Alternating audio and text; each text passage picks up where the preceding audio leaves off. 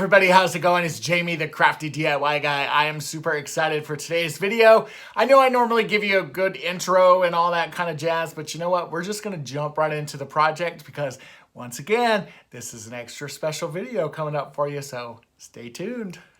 All right, everyone, and for my Santa's Workshop wreath, I'm going to be using this old wreath form that I had from a Michael's haul several years ago. I definitely paid $4 for this one, and I've never used it. I also have these tool pieces that I picked up. These were actually gifted to me from a very good friend of mine named Belinda, and you have to have tools if you're going to have Santa's Workshop, right? So I thought these would be absolutely perfect. And then I grabbed some miscellaneous toys. I grabbed this chair, these little wooden cars. These were grabbed at a store in Lake Hartwell, but you could find similar cars and things at Dollar Tree. I also thought one of these nutcrackers would be really cute on here. I had a round ball that I thought I could maybe paint into a soccer ball. I have a car. This one did come from Dollar Tree. And I'm just kind of playing. I'm not going to be putting all of these things on here. Little sailboat. And I'm just going to kind of figure out what I think looks best on the wreath, and then I'll go from there. Check out this little choo-choo train I picked up from Michael's last year. I literally have a lot of stuff here. And then I thought originally I was going to use these letters to spell out a sign that says North Pole, but unfortunately I did not have enough letters to do that, so I went with something a little different. I'm also going to add some of this ribbon that I picked up. This was also from a Michael's haul. I've had this for quite a while, and I just thought it was kind of fun and whimsical. I'm pretty sure this came from a Michael's haul anyway. It could have been from... Actually, I don't remember where I got this. Sorry, guys. Now, I was going to spell out North Pole, but I'm not having much luck with my letters. I did have North, and then I had Pole here. So I'm just going to take the Q and I'm actually going to just use some clippers and I'm going to cut away the parts that make that a Q and turn it into an O.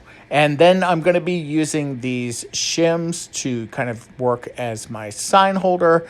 And you'll see that I'm going to be using some antiquing wax on those. But first, we have to trim up this Q and turn it into an O. So I'm going to grab my little pink shears here that I have from Dollar Tree's Crafter Square and just trim away and make myself a rather rough looking O. Now that I have my letters all set up, I am going to go ahead and take those shims and just stain them with some antiquing wax. I am putting this on kind of heavy. I'm going to use this sponge brush, and then you'll see that I will just kind of take this and wipe it right off. I'm going to let it sit for a few minutes before I do that. That way it does kind of develop a nice deep rich color. I kind of want the sign to look like it's sitting out in the snow and in the ice, you know, up there in the North Pole area, and just kind of weathered looking.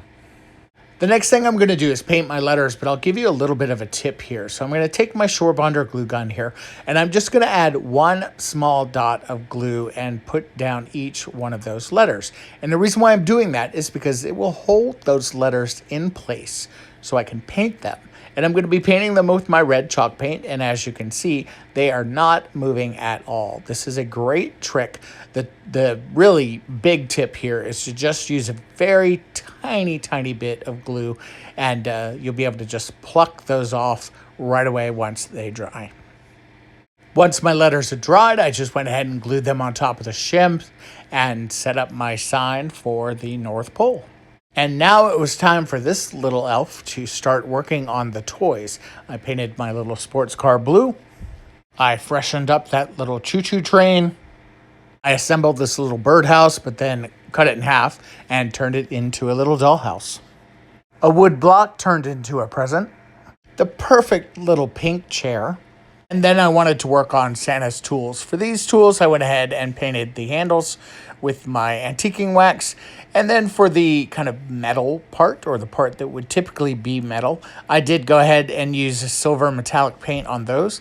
And I think they turned out pretty terrific.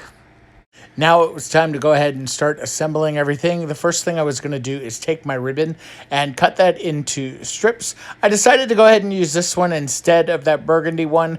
I thought that this was a little more Merry Christmas and kind of went better with the color scheme. And what I'm doing is I'm cutting this into strips, and then I'm going to take those strips and just kind of wrap them around the wreath into kind of half strips. Instead of going all the way around and wasting a lot of ribbon, this is a great way to reserve some of your ribbon and just kind of give it the illusion that your wreath is actually wrapped. And now it's time to start decorating that wreath. First, we're going to glue this North Pole sign at the top of the wreath. Then we're going to start decorating it with all the tools and all the different toys, something for boys and girls and something for everyone in between. And this is what it looks like when it's all done. I love this so much. It's so fun. It reminds me of Santa's workshop and gets me really, really excited for Christmas. All right, everyone, as I mentioned at the beginning of the video, this is an extra special one because I am part of the Christmas Friend Friday Hop, once again, with Heidi Sonboul and a bunch of our mutual crafting friends. I am really, really excited about this one. It is a big, big hop. So follow along with the link below and hop along and comment on all of the videos, and you have a chance to win a $375 gift card. Just keep hopping till you come back to me, and then you've completed the hop. And for the next project, I'm going to be using one of these paper cones from Michaels. Also, I grabbed one of these scarves from Dollar Tree. This is kind of like a little Santa scarf. And then I'm going to be using my Shore Bonder glue gun once again. I'm going to cut one of the pom-poms off. I'm not going to actually need it. And then I'm going to start gluing the bottom of the scarf onto the bottom of my cone and just working my way, wrapping all the way around the top until I've got this completely covered. Once you've wrapped your way all the way to the top, you'll just take that pom-pom that was left on the end and just glue it down in the center, and this is what it will look like when it's all done. Hey everybody, how's it going? It's Jamie, the crafty DIY guy, for those of you that don't know me. I love to do all kinds of Dollar Tree DIYs. I love to do thrift flips. I love to do home decor DIYs. I do a lot of different styles.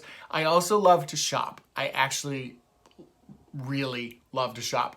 I do Walmart clothing hauls, I do Dollar Tree hauls, I do Michaels hauls, I do Goodwill hauls and thrift store hauls. I told you, I like to shop. Now, I'm super excited to be a part of this Friday Friend Hop with Heidi Sonboul and all of our other friends, so be sure to hop along and leave a comment on everybody's video and just complete the circle. Just come right back to me, and then you've completed everybody in the circle.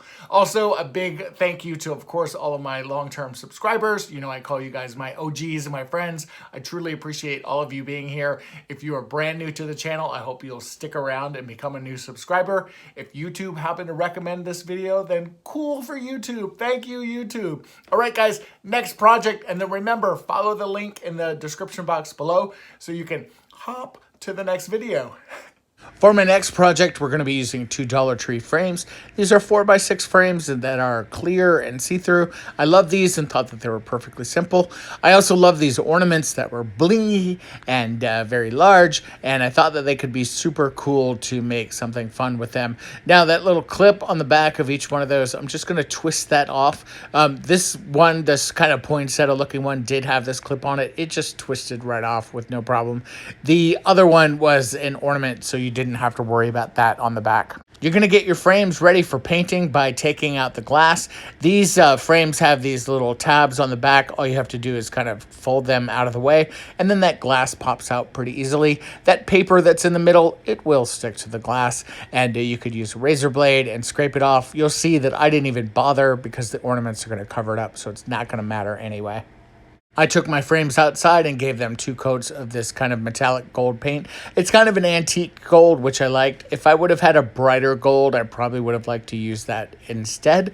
But I just went with what I have on hand. Once the paint had dried, I took everything back inside and just reassembled the glass. And as you can see here, the ornaments are going to fit perfectly on this glass. So all I'm going to do is take each one of the ornaments and just apply a little bit of hot glue and glue them directly down on top of it like so.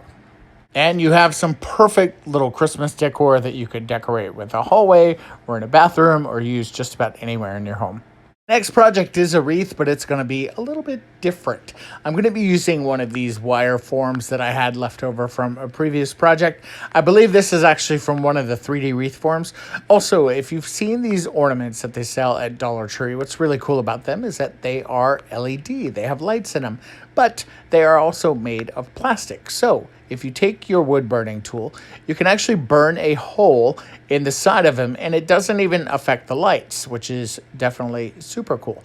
Now, what I'm going to be doing is poking a hole in one, and then I'm going to kind of match up the hole on the other side of where I want it to come out, and then I'm just going to take my wood burning tool, poke another hole in it. It goes in really, really easy. And then it allows you to kind of string these bulbs onto that wire form really, really easily. I have these really fun floral picks that I actually stole from my mom when I was home for Thanksgiving. And I just went ahead and picked these apart. She got these at Big Lots, and she's had them for a little while, so she wasn't using them. So I'm literally going to pick my picks apart, and I do that for a couple reasons. One, it makes them go a lot further, and when you're doing such a small wreath form like this, there's only a couple little pieces here that I need. It's really the greenery pieces that I'm after. So after I separated them, I just started literally gluing them onto the wreath form itself. I added a few other embellishments from the picks that were left over, some of the pine cones, some of the silver berries, and then just kind of left the wire part at the top there, actually raw. If I would have done this or would have thought about this before, I probably would have spray painted my metal wreath form silver. But since I did it and I'm not exactly loving the way that the green is looking, I'm actually going to take some white twine and just start wrapping around that wire that's exposed there. Now, again, if I could do this all over again, it would totally have been spray painted silver. I wouldn't have even worried about it. So that's a tip for you guys. And this is what it looks like when it's all done and all lit up. I love this. It's super whimsical. It definitely catches attention. And what's cool about this is that if you don't want those lights burning bright, you can very easily just turn them off, and it will look like a very gorgeous, silvery, beautiful wreath. So either way, it works out really good.